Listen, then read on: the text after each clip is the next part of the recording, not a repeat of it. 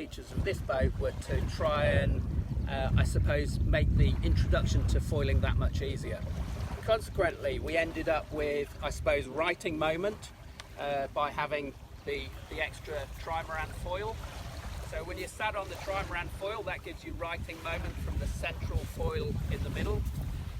That also gave us a safety escape, if you like, in terms of the boat coming on top of you or capsizing. So it's very, very hard to capsize this boat. We then chose a central hull with T-foils, and that also means that when you're sat on the float, you're a long way away from the foils. So again, safety aspects. And then we set about trying to make it as easy as possible for people to get into foiling.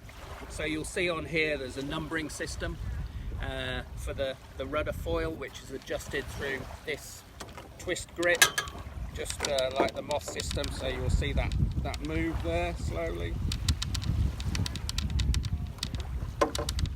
just by turning the tiller extension. It's moved on to 1. We'd normally set it up on 0. The same on the main foil.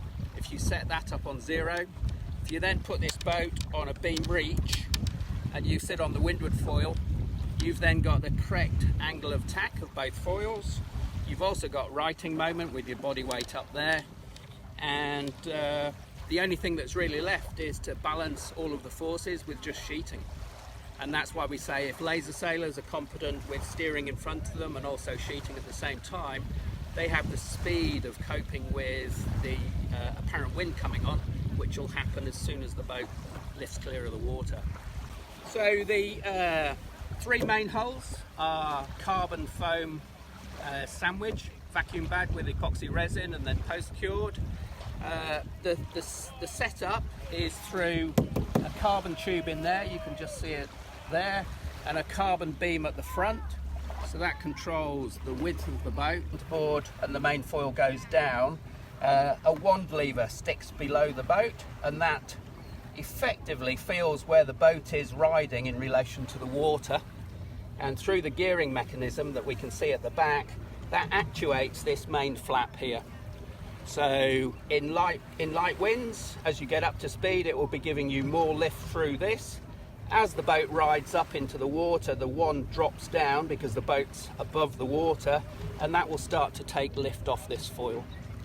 As we've got the rudder on 0, we've also got the main foil on 0. So the back of the foil rests against here alongside the 0. That gives us 2 degrees of lift, added to by the wand and the flap. You can see here the wand, which once the centerboard is down, then that sticks out the bottom and that can feel where the water is. That through rods is led up into this system here, and in this system here we have a green and a red bobble, right, which adjust the gearing within here. And again, in terms of simple, we see red as a slight danger.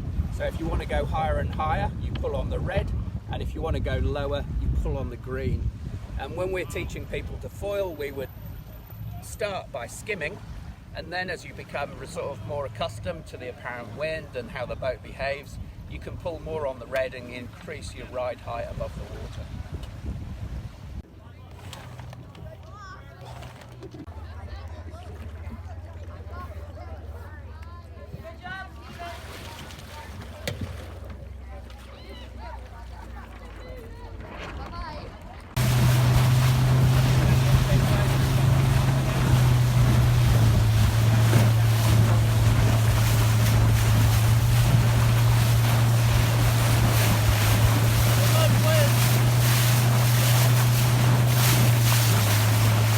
Okay, the other sort of USP, I suppose, of the boat and the design process was to get a boat that we were comfortable foiling in 6 to 8 knots.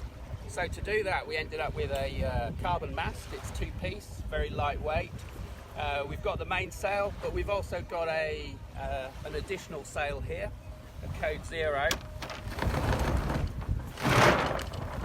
which when that's sheeted in, that just gives us extra horsepower for that 6 to 8 knot. You probably stop using the 0 around 12 knots, but that just gives you extra horsepower to get the foiling in 6 knots of breeze.